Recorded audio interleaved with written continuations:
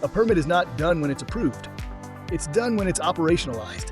Once a permit is operationalized, there are two sets of ongoing activities in relation with the permit: permit maintenance and compliance reporting.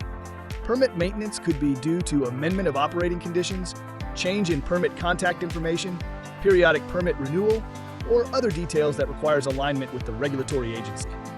Let's see how ECA has simplified permit renewal. We can view permits approaching expiration directly from the landing page of the ECA workspace. We currently have 2 permits that are expiring within the next 6 months. Here's how the permit maintenance process works.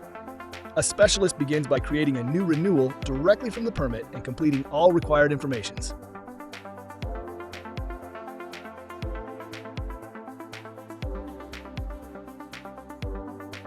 Once that's done, a document preparation task is automatically generated.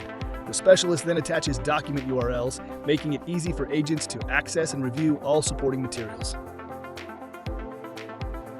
An SLA is triggered to ensure the task is completed on time. After document preparation is finished, the request is sent for internal review.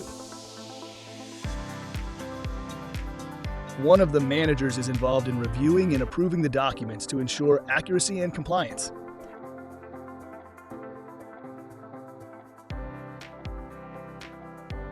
Once approved, the specialist attaches the document, and renewal is submitted to the agency using a pre-configured email template for final approval.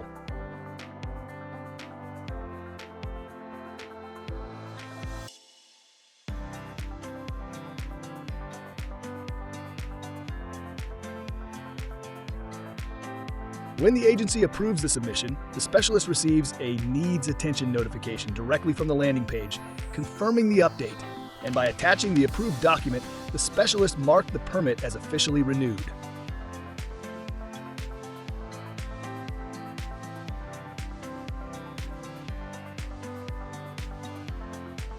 The world run on ServiceNow.